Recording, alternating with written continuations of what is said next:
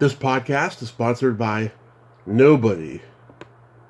Hey everyone, this is Kate McGregor Stewart, the Christmas lady. I realized I was in Jingle All the Way, I was in the Bill Murray Christmas classic Scrooged, and you're listening to Tommy Throwback Kovac on Splat from the Past. Shit, Tommy, you can see her navel too. Hey dudes, welcome to Splat from the Past, the only 80s themed horror sci-fi show where things could get totally radical. Now, I am so excited for today's guest because I will be talking to Peter Breitmeyer. He played Go to Hell Herman in the 1991 cult classic Drop Dead Fred, which is celebrating its 30th anniversary this year. He also played Sparky in the Arnold Schwarzenegger Christmas classic Jingle All the Way, which celebrates 25 years. He's also been in the remake of Fun with Dick and Jane. He was in Changelling, the Clint Eastwood movie. He was in the Coen Brothers movie A Serious Man. He's done a lot of television. He has a production company called Pumpkin Eater Productions. And he's done a lot of good work. He comes from an improv background. And we're going to talk about all of that stuff today. Man, Christmas December is much more diverse and much more eclectic than it's ever been. I'm going to be talking to, so many people from milestone anniversary movies this month. Not just holiday stuff, but also anniversary as well. People that I couldn't get earlier in the year and stuff. And it is just so magical. I am so damn blessed with this podcast. Even though I'm still fucking mad about what happened on Friday with that colleague, contemporary, whatever you call him, who called me out on that podcast, which was so damn awful. I'm still trying to get over that, and I will eventually. So, here is my interview with Peter Breitmeyer.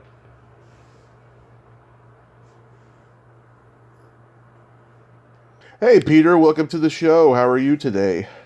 I'm good. How you doing, Tommy? Good to get splatted. Or to the splatting. The full splat treatment. That's fantastic. This is such a great honor. Thank you for taking the time today. Oh, thank you so much for asking me. My pleasure. Delighted. My pleasure. So, going back in time, did you gravitate toward acting early on in your childhood? Well, not really. I mean, I was kind of a hammy kid, but in junior high, I got the role of Captain Wellington in Little Mary Sunshine, or is it Warrington? And that was the spark that lit the fire. Is being in Little Mary Sunshine in a middle school play with literally tens and tens of people watching in a fully lit auditorium. So yeah, that was fun. And then in high school, I just did a lot of plays. After that, and it became something that I felt good at and sort of increasingly secure at, even though all actors have inherent insecurities. Right. But I went to a really, really good high school that had a really good theater department, really good music department too. So good directors and a decent budget, a decent tax base in Rosemont, Minnesota, and Apple Valley, Minnesota. So we did a lot of stuff. You did a lot of musical theater? Yeah, a lot of musical theater, a lot of just straight plays as well, drama and comedy. Our school did this annual production called On Stage, which was sort of like I guess you could call it a musical review kind of thing with a theme. And so there was that, but there was a lot of being in Guys and Dolls as Sky Masterson and being in Dames at Sea and, Oklahoma, all the classic, the high school fare, but then some really interesting stuff like we did a 35-minute version of Rosencrantz and Guildenstern Are Dead for the one-act play competition in Minnesota, and that was great. We were always competing against Apple Valley, though, so we always took second place because they just had this incredible theater department. But so we did a lot of interesting stuff. Whose Life Is It Anyway, which is a play about about a guy who's paralyzed from the neck down. So I did the whole play in a hospital bed, not moving, which was really interesting. So yeah, we did some challenging stuff in high school, and then went on to college to do more. I went to a small Midwestern college, Gustavus Adolphus College in St. Peter, Minnesota, and got I didn't get a degree in theater. Mm-hmm. I got a degree in religion and history, but I spent most of my time in the theater and music departments because I was in the Gustavus choir as well. Just did a lot of plays there too. Are you the only? I was going to go ahead. I was going to say, are you the only working actor that came out of that college, or did you have some classmates who also? Oh no, there's other guys. I went to school with Peter Krause. Peter Krause. He's the guy on 911 who's lead on that. He was in 6 Feet Under. He's done a ton of stuff. And also Steve Zahn was one of my best friends there. I was actually Steve Zahn's best man at his wedding. Oh, yeah, I like him in that thing you do. Yeah, That Thing You Do in Happy, Texas. And, he's done a lot of great. Yeah, so those two guys came out of Gustavus and a bunch of other people as well, but those are the two that just come off the top of my head. Nice. So, yeah. Nice. I think Pete went on to go to NYU after Gustavus, and then his first job, I remember seeing him the first time when he came out to LA, because I happened to be here on my first jaunt out here just to test LA out, and he was out here for the first time doing the reboot of the Carol Burnett show. Mm-hmm. He was funny because Pete and I played Pete's dad in 3 different productions at Gustavus, Lysistrata and Antigone and the Henry Miller or the Arthur Miller play about the dad who builds faulty engine parts. I can't remember, but he, so it's funny because, in college, of course, there's always the guy who looks a little older who plays the grown-ups or the old guys, and there's always the young, strapping guy like Pete Krause who plays all the younger guys. Yeah. So I have an old soul. I don't know. Oh, it's okay. I do too. Obviously, I'm 38, so I have the movie library of a 100-year-old. Yeah, that's interesting. Yeah, you sound like somebody who really, really loves going back and looking at all these old films that people have sort of forgotten about to a certain degree. Oh yeah, I've always been into classic movies, and it frightens me how the millennials don't utilize technology that they have right in front of them to discover all these old movies, because you get a lot of who's that, what movie was that, and it's weird, it's a weird time. Oh. So, I want to keep all this old stuff alive. That's great. Yeah, I still run into people who remember Drop Dead Fred, like my ex-brother-in-law, my sister's ex-husband, was just a huge Drop Dead Fred fan, which is kind of an obscure movie, So every once in a while, people will bring that up, and people bring up Jingle All the Way, and that's a really, really old one, Right. So, is college where you discovered improv? Well, I would improvise in college in rehearsals and stuff like that for plays and things like that, but I really discovered improv when I moved to, when I graduated and I moved to Minneapolis, St. Paul, mm-hmm. and I was going to go into theater administration because I still didn't quite believe that I could make a living as an actor, and then I got into a class at W. Briggs Brave New Workshop, which is like the second city of Minneapolis, and basically it's like Second City or the Groundlings or mm-hmm. Improv Olympic. It's a satirical social satire place with sketch comedy and improv. It's been there since the 50s, and I took class there, and then the artistic director pulled me aside after about 2 weeks of class and said, "Would you be interested in being in the current show, because we have somebody leaving?" Mm-hmm. And it was a best of show called Safer Than Sex.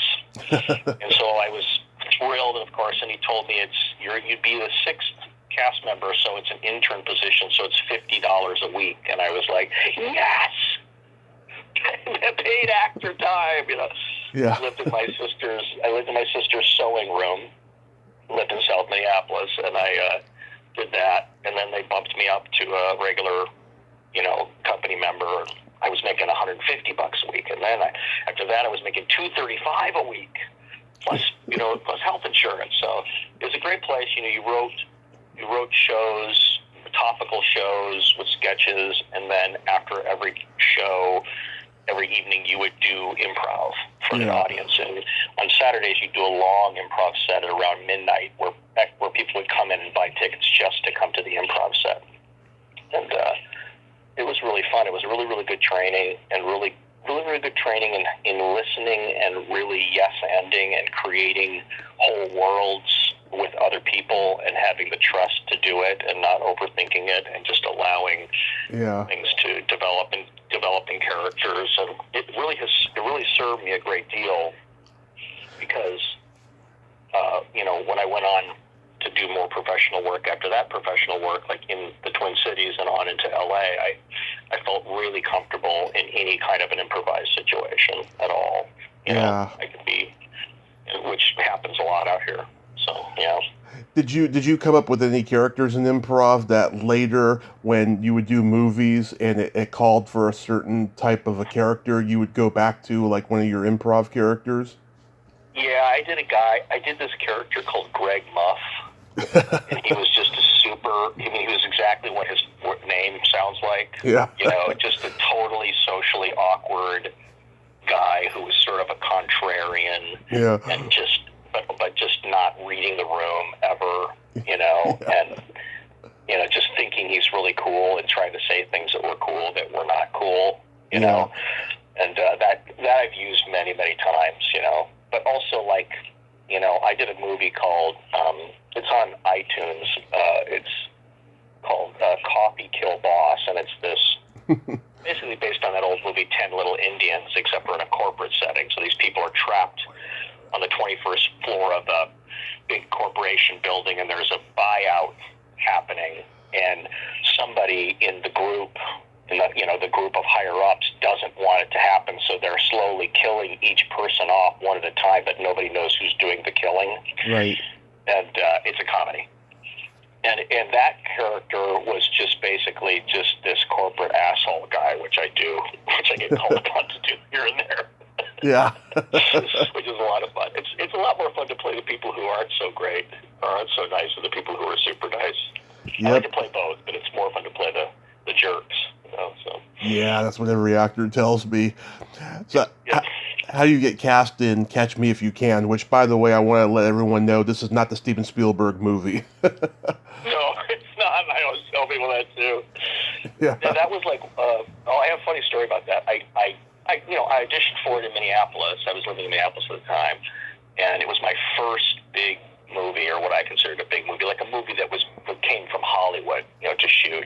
Mm-hmm. I think I had shot A Stranger Within before that, which was a made-for-TV movie with Chris Sarandon Jackson and Rick Schroeder. Yeah. Chris Sarandon, where basically Rick Schroeder tries to bury me alive in a grave in the basement, and I'm laying on Kate Jackson, which was quite a thrill, because, laying on the smart angel.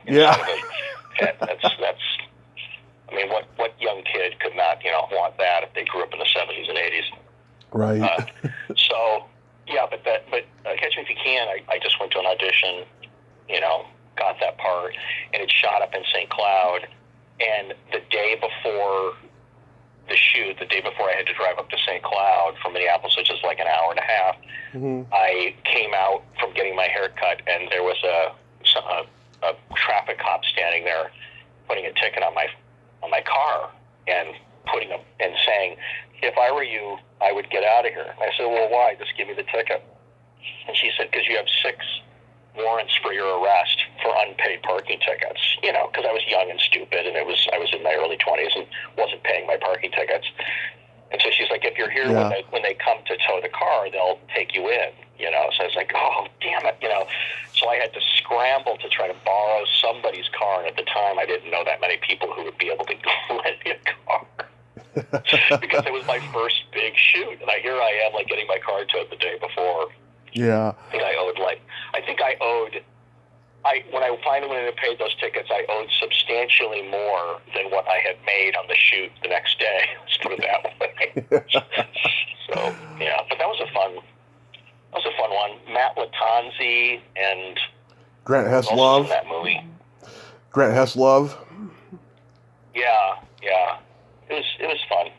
But I was very inexperienced. Like, I think it was a good movie. I was very inexperienced.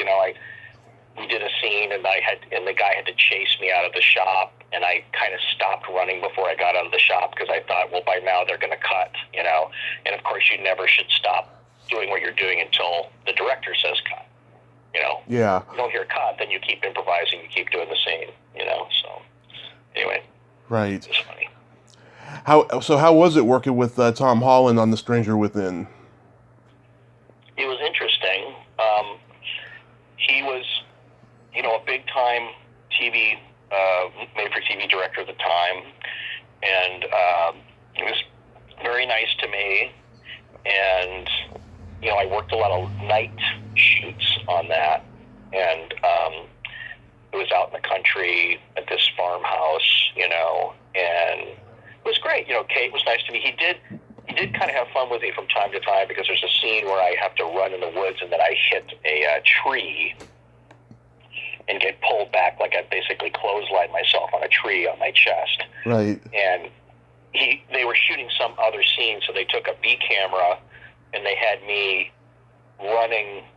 They had a B camera to getting footage of me running through the woods, and Tom just kept telling the B camera guy to keep getting more footage because they weren't using me in the other scene anyway.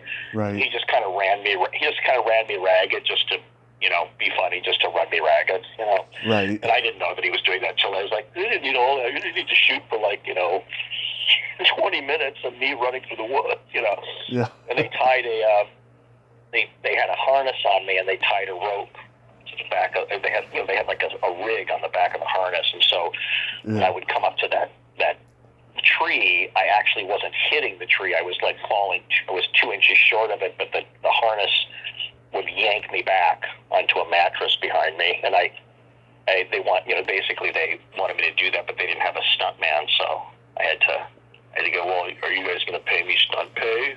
Yeah. I was actually pretty. I stood up for myself, Yeah. I think according to the union, they have to pay stunt pay or they have to have a stunt man, Right. That's good that you did that, though.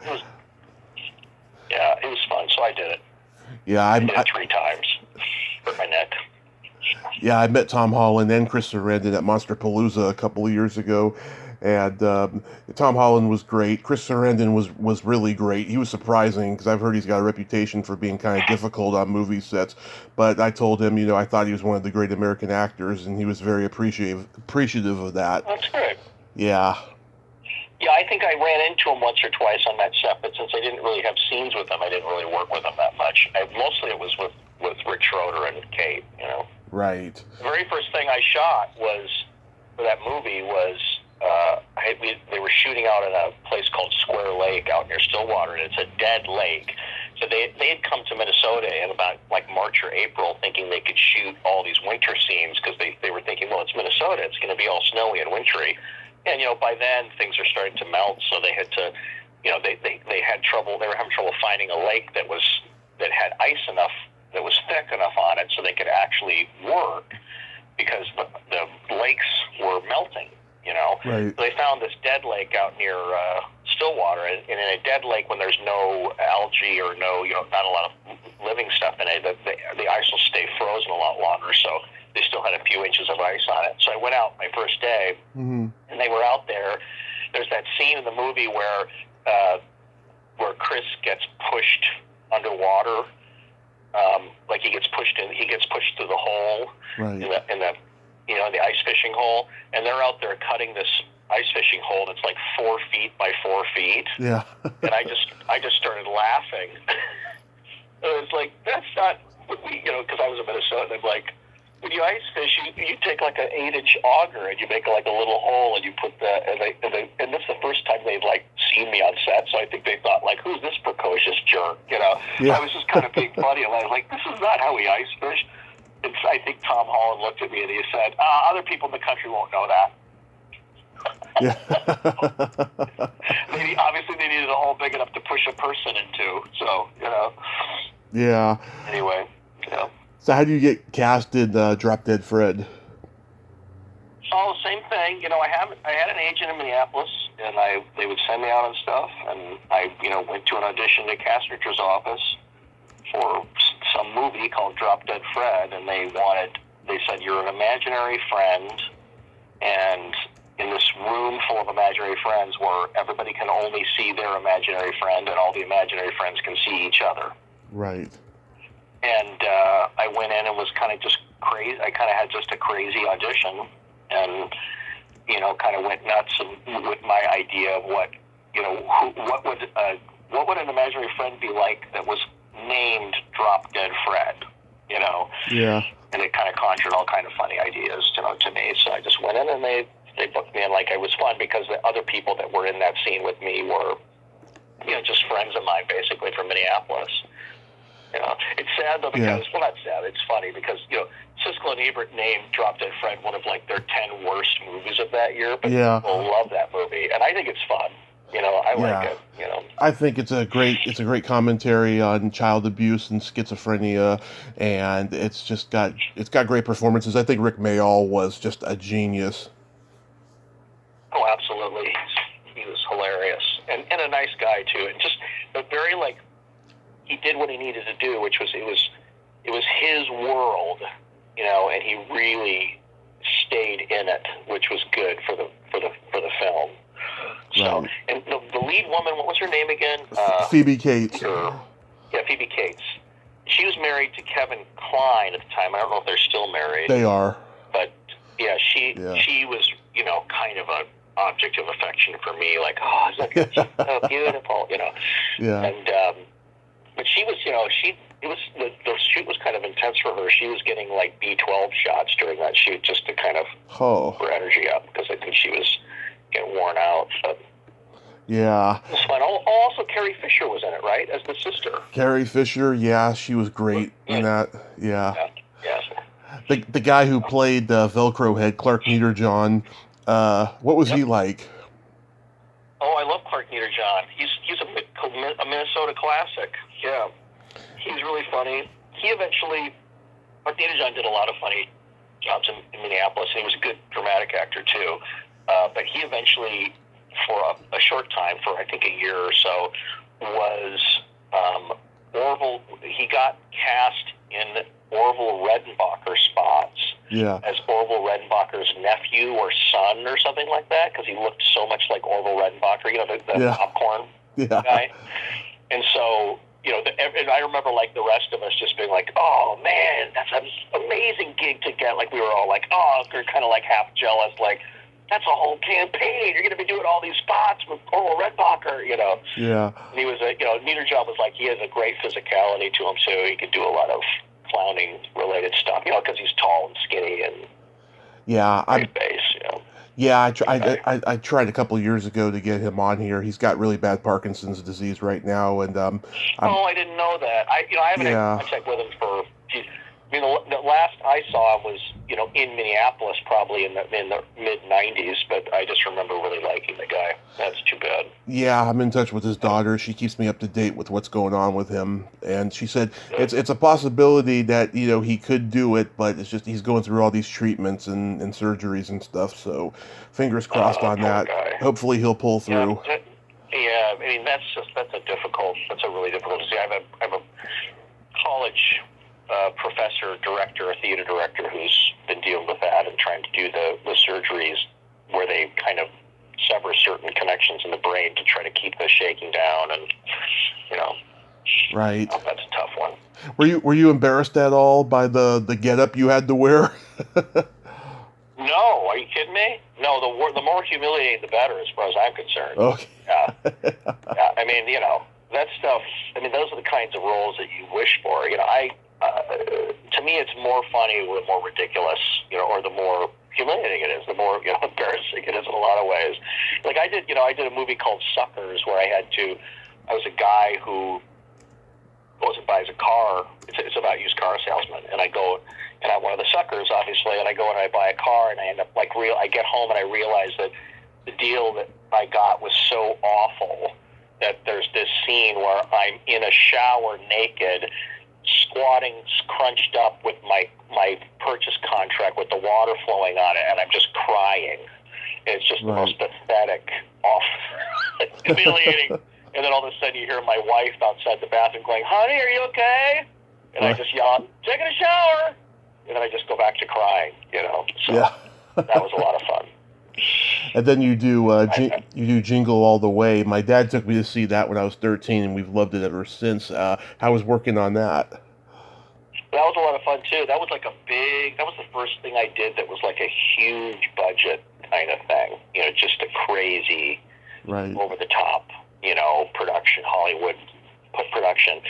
And I remember Sinbad was a really nice guy, and he was really a good schmoozer. Like he basically he took all of his per diem that he had got for that during his shoot, and he paid for a big party at Prince's nightclub downtown Minneapolis. Nice. We rented Prince's nightclub out, and then invited everybody from the shoot to go. And that was really fun. And he was a nice guy. And Arnold was very friendly too. I remember, because he's a big deal. He's done Terminator and all that kind of stuff. So everybody was like, "Wow, it's Arnold Schwarzenegger." And so I remember he was smoking cigars on set, and he had this one cigar. He was Cuban. He would send his assistant to Vancouver, British Columbia. Mm-hmm. Don't tell anybody about this. I'm sure this will not get around. People did this kind of stuff all the time, but he would send his assistant to Vancouver, British Columbia to buy Cuban cigars, and then bring them back on the plane, because you could buy them in Canada, you could buy them in the U.S. So he would be smoking these Cubans, and he had one that he didn't quite finish. He didn't feel like it tasted quite right. So I remember taking that cigar out of the ashtray and stashing it in my backpack in a Ziploc bag.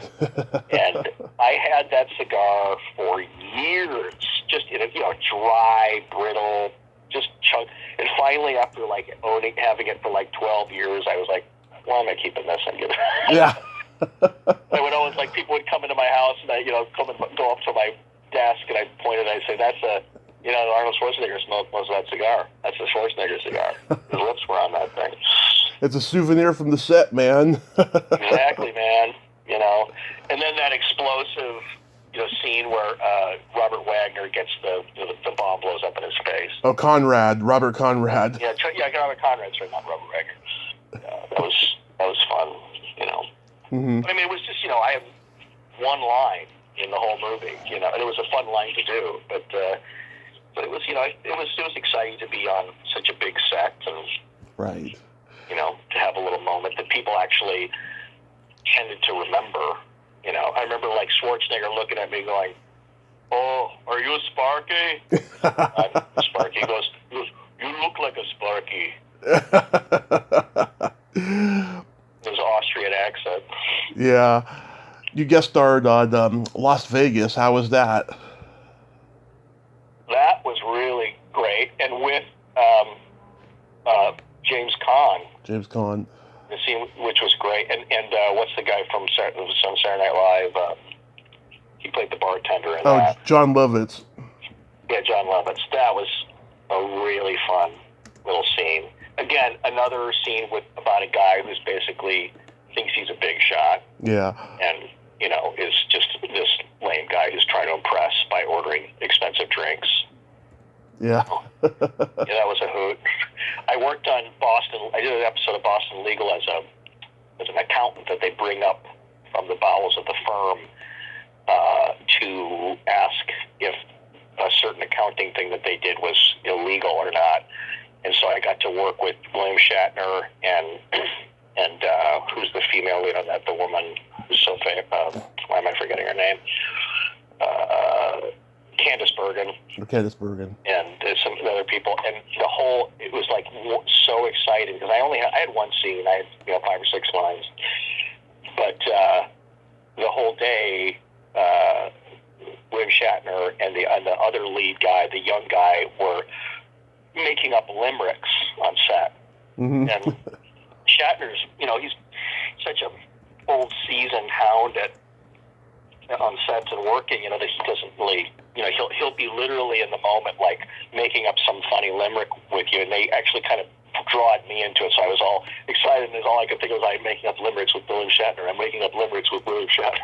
And they were making up these limericks, and right at the moment when the director would say action, he would stop, be in character, be in the scene, do the scene, and as soon as he said cut, he'd jump right back into finishing the limerick or whatever. Right. It was quite funny. I remember Candice Bergen sitting down next to me, Yeah. And there was also the guy from Star Trek Discovery or whatever, the guy that was one of the creature characters on Star. He was one of the other partners in the law firm.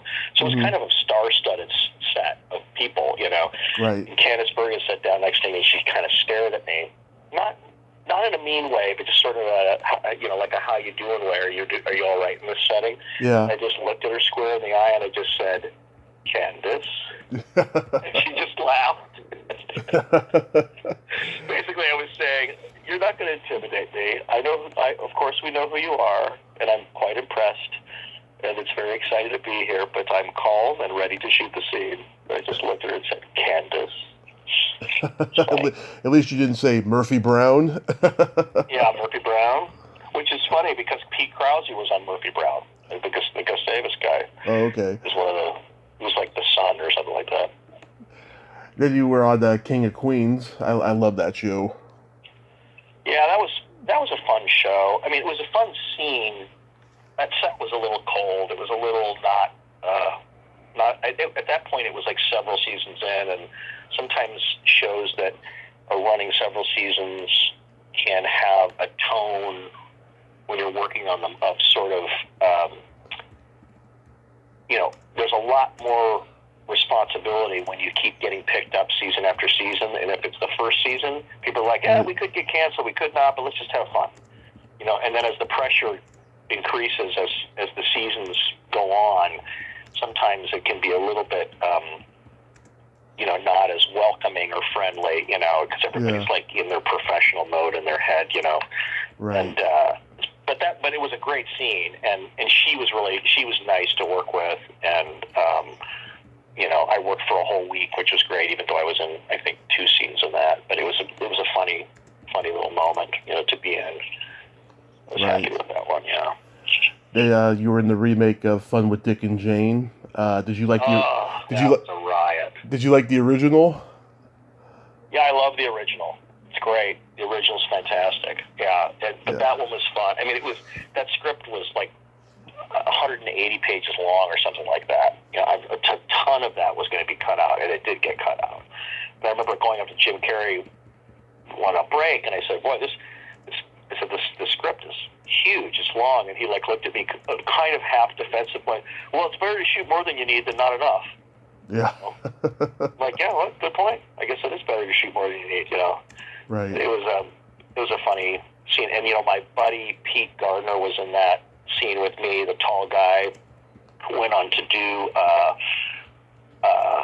Crazy Ex-Girlfriend. Yeah. Boss. And then another shorter guy with the dark hair, I can't remember his name. He's done a bunch of stuff too, and that was a fun scene.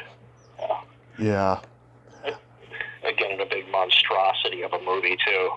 I thought the movie in the end was pretty dang funny though. I remember what's his name behind the desk. It was he's on Curb Your Enthusiasm now as the manager. What's his name again? Jeff Garlin. Jeff Garlin was sitting behind. Jeff Garlin was sitting behind the desk, and he's supposed to be talking to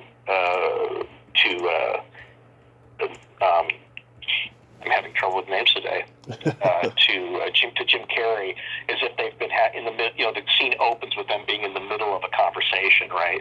Mm-hmm. So to get the tone for that, I remember Jeff Garlin starting before they said action. Jeff's laughing, going, "Oh, we are really enjoying each other's company." I think it's funny. Oh my gosh, yeah. Tell me about working with Clint Eastwood in The Challenging.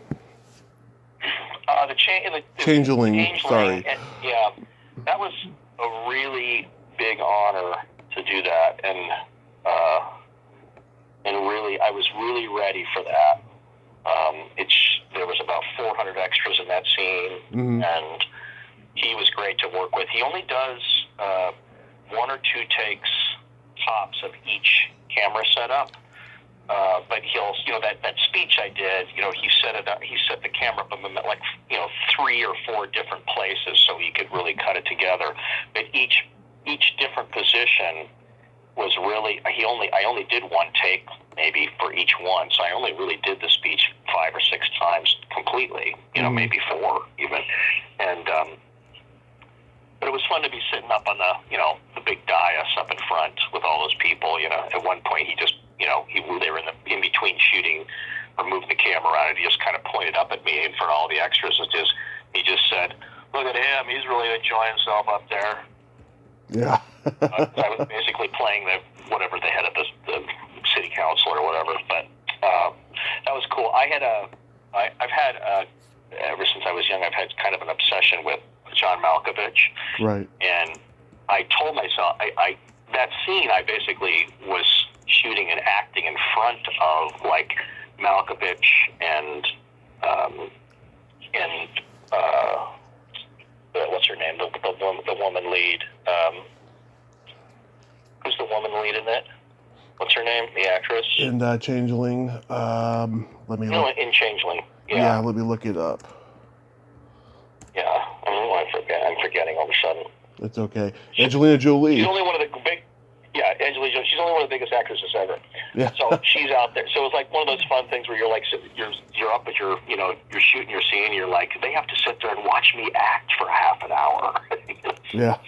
But I told, with Steve's on, and I used to watch this production that Gary Sinise and John Malkovich did of True West, Sam Shepard's True West, and it went on to Broadway or to New York from Chicago's Good Men because it was so good, and they eventually shot it. They shot the stage version of it basically, and so it was one of these kind of bootleg tapes that was going around on VHS, and we used to watch it all the time because we would watch this crazy scenes between these 2 brothers in the Sam Shepard play, and we would think, you're just watching it thinking, you can do that?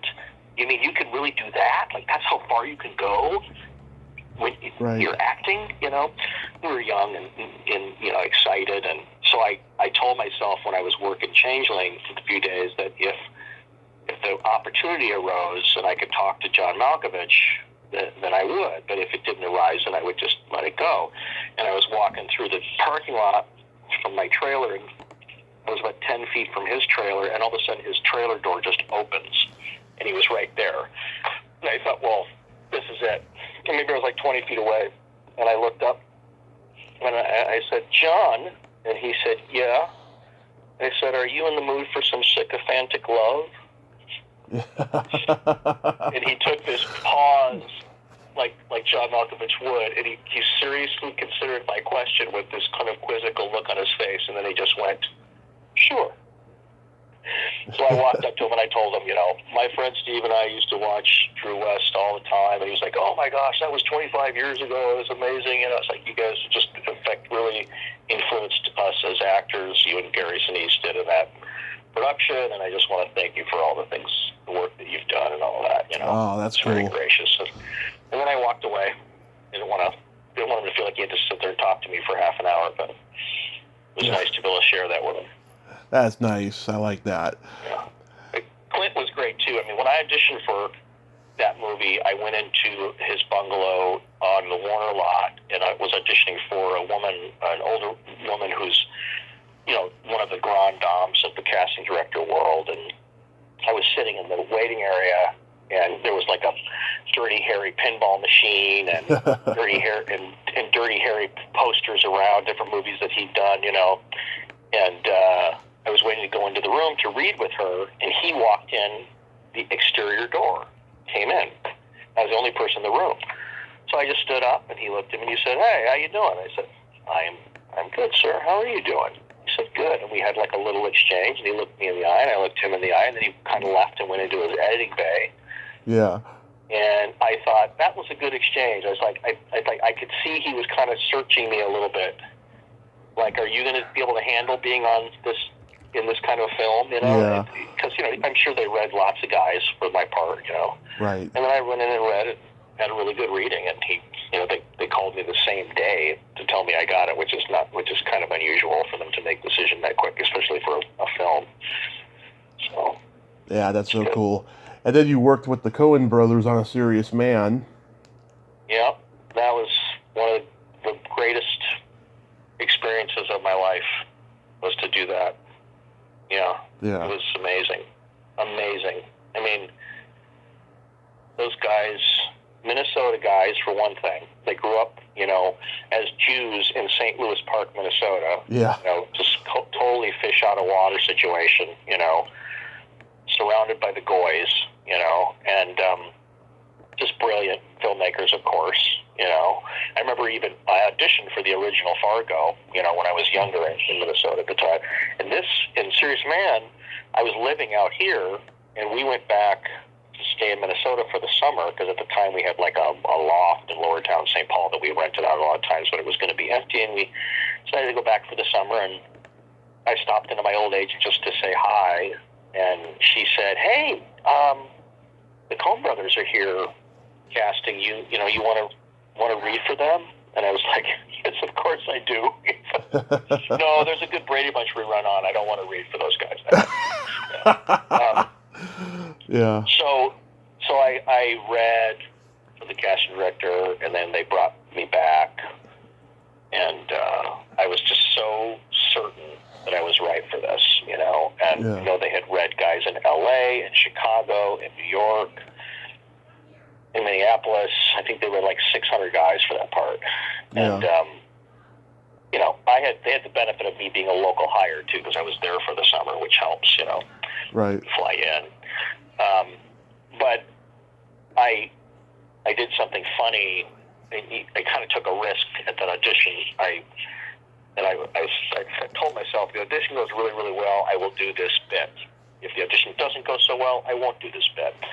So I had a picture of myself for a long time of me in one of those red and black ear flap Minnesota outdoorsman caps, you know, hats that are like a winter hat, you know. Yeah. It's red and black checkered, and with the ear flaps that go down and you tie them under your chin, you know. And I looked just ridiculous, and I was standing in front of a guy's big truck on Avenue in St. Paul, and the guy had a plastic Bambi strapped to the front of his truck with black tape Xing out the eyes, like he had shot a deer and had it mounted on the front of his truck, but it was obviously just a joke. Yeah.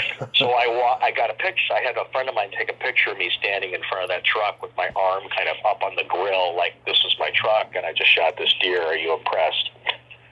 With that ear flap hat on, just looking stupid. So I blew that up into an 8x10, and I stuck it in the back of my pants, sort of between my coat and my pants when I went to the audition. And I told myself, you know, if this goes really well, then as I leave, I'm going to pull a Columbo, and I'm going to get close to the door to go. And I got close to the door, and I suddenly turned around. I said, one more thing. I went hunting recently and got like a 7-point buck, and I got a picture of it. I just wanted to show you. And the Coen brothers were like, "Oh, interesting," you know.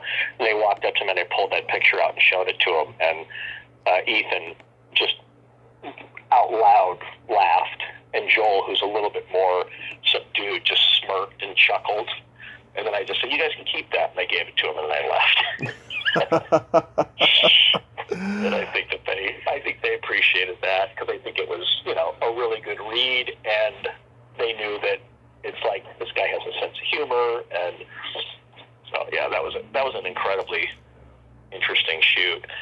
The kid who played my son was 12. Mm-hmm. He was a really sweet kid, but he had Asperger's. Oh. So he was more like he was kind of 7 or 8, right? Right. And you know, and my son's on the spectrum, so you know, I'm you know, understand what that's about. And I have Asperger's, so I get it. Yeah, I get it. Yeah.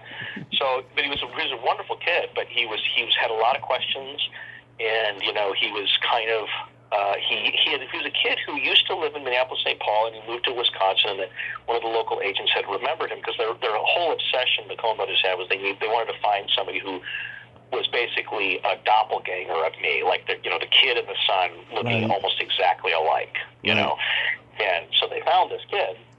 The old agent, called him in this Wisconsin, brought him in, and they cast him. And the problem was that when we were shooting the scene, the poor young man was too distracted to not look right into the lens every single time he got out of the car and was standing there next to me before I said, go scrub up, Mitch, right? Right. So they shot it. They kept shooting it over and over again. I didn't know what was going on. And as an actor, you start to get really insecure, and you're thinking, oh, it's my fault. I suck. I'm bad, Yeah. Finally, Ethan kind of pulled me aside, and he said, because he could tell I was getting a little concerned, like I wasn't, And he goes, listen, I got to tell you something. He just kind of laughed. He was laughing. He goes, I've been doing this a long time. He said with sort of a mocking voice. And he goes, one thing to never do is never be in a scene with a kid who keeps looking into the lens and a tour bus that has to drive by exactly at a certain time in the background because it's going to take forever. And so then he kind of relieved my stress about it, But the kid was so sweet. So they eventually, I think, if you watch the movie, you can see that they kind of out of focus his face a little bit. Right. So you can't see when he's looking right at the lens, Mm-hmm. And that's kind of how they solved the problem. But he was really sweet. It was funny. He kept asking the Coen brothers if he was going to be working on the day when they shoot the neighbor lady topless.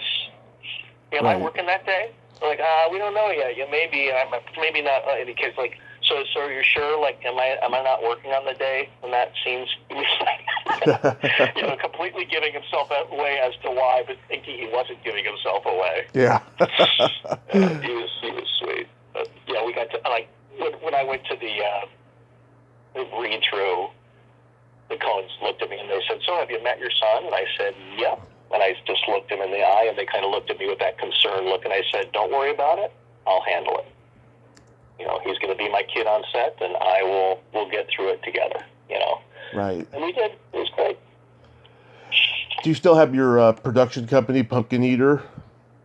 Yeah, Pumpkin Eater Productions, and I have to work. I don't have a website up right now. I'm working on it, and but I've produced some plays and a short. I produced this play called Almost Maine at the Hudson here a few years ago, and that was really a great play, successful. The woman from the first season of Fargo, which was also the other favorite job I've ever had,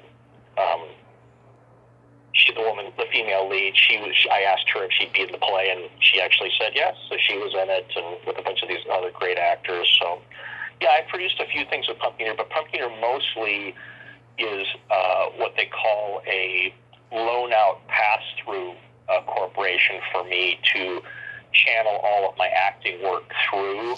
So when I get paid, even though I'm SAG, I get paid, the producers that hire me pay Pumpkin Eater Productions, and then I pay myself a salary out of Pumpkin Eater Productions, and then I expense out a lot of all the expenses that are related to my profession out of that company.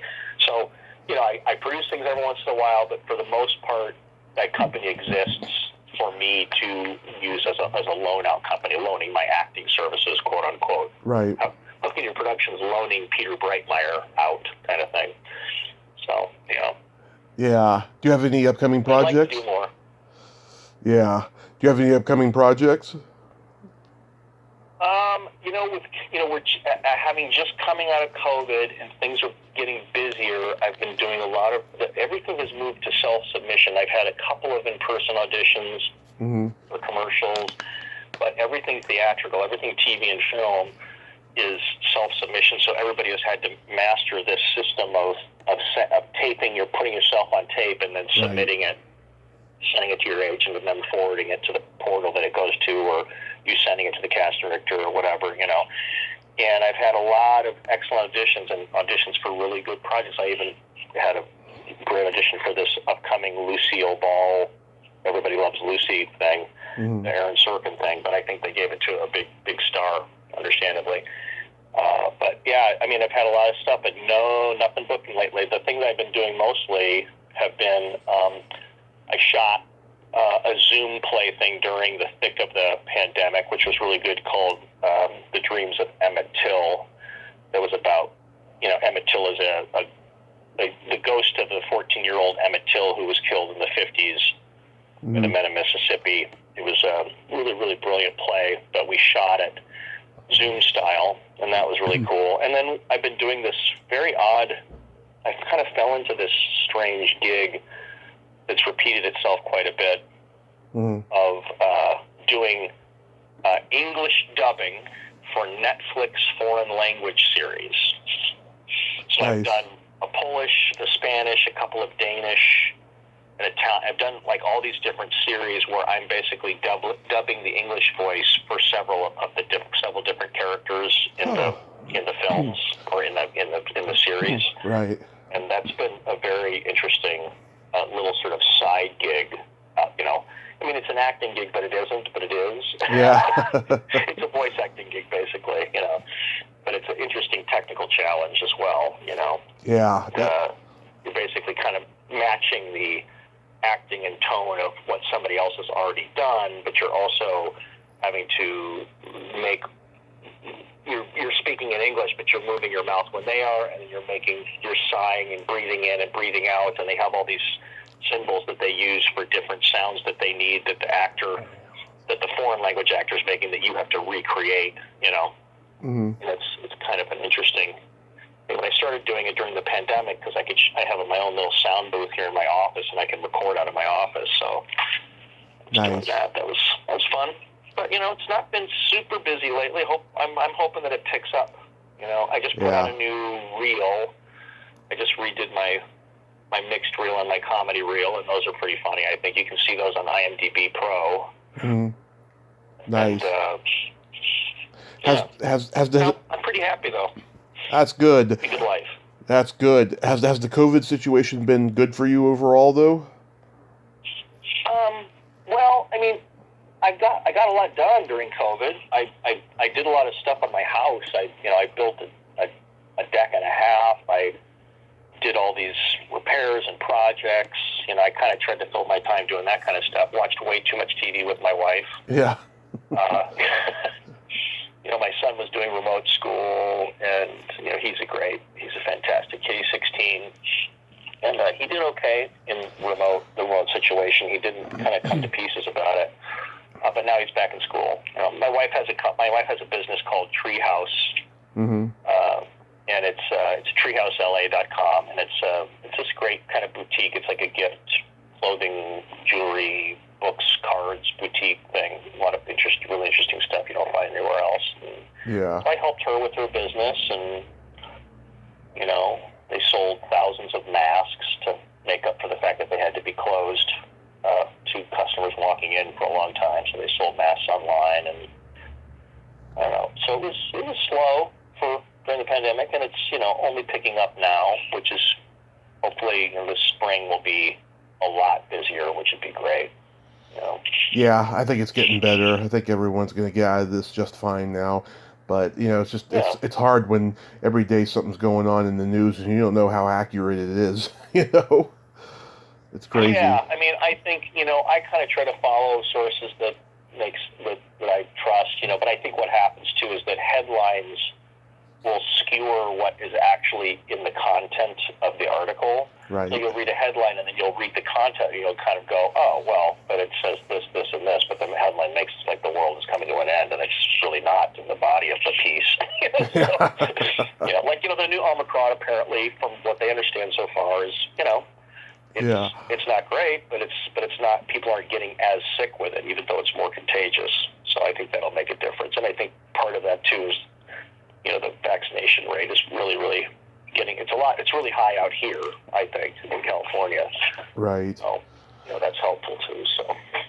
Well, Peter, I want to thank you so much for coming on today, and I hope you and your family have a happy holiday season, and stay safe. Yeah. I really, it's great that you've done such an ambitious thing, talking to so many people. Yeah. And it's really cool that you're kind of uplifting this have been creating this sort of movement of, go back and watch some of these fantastic old classic films, because we live in a society that only remembers the most recent week, the last few months, and there's just so many great things that have been made in the last 60, 70, 80 years, and it's really worth going back and revisiting a lot of that stuff.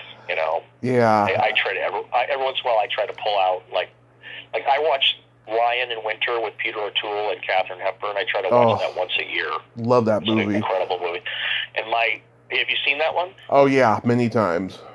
It's so good, right? Yeah. Well, then we have something in common. And my neighbor, I had a neighbor 4 houses up, Bud Cort, who was the lead in Harold and Maude. yeah, and Harold. He's Harold, and he was my neighbor for years. He just moved back east, but that movie's on its 50th anniversary is this month, and that's one of the greatest movies ever made. I know. I wish I could get a guest from it because it was shot in my hometown. But no, I can't find anybody, and even the lesser actors in the movie are MIA. It's sad. Yeah. But it is pretty brilliant. I mean, it's just so beautiful, and right.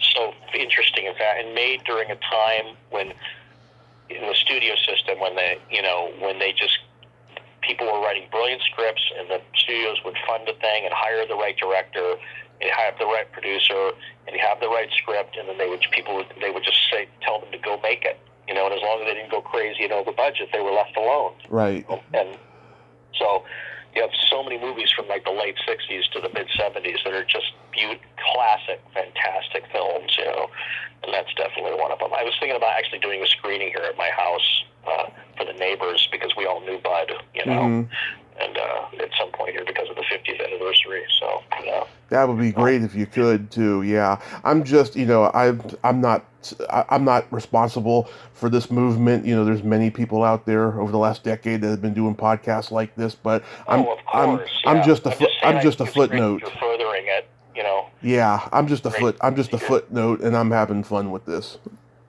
I'm glad. Good for you, man. You live out in Reading, right? Live out in Reading. I'm born and raised in San Francisco. Probably going to move next year. Don't know where yet, but anywhere but here. Yeah. Okay. Well, good luck to you. Thank you so much, Peter. Thanks for having me on.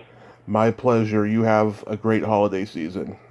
You too. You have a great holiday. Bye-bye. Thank you. Bye-bye. Well, there you have it. Peter Breitmeyer, ain't he a cool dude? Oh, what a nice guy, and I just love that compliment, and I'm glad that he appreciates the fact I'm keeping old movies alive and stuff. Haven't heard...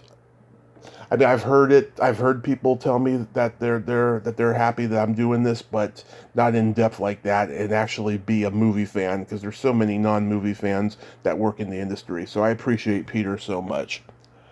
Well, until next time, this is Tommy Throwback Kovac saying, there's no shame in living in the past, because the present sucks.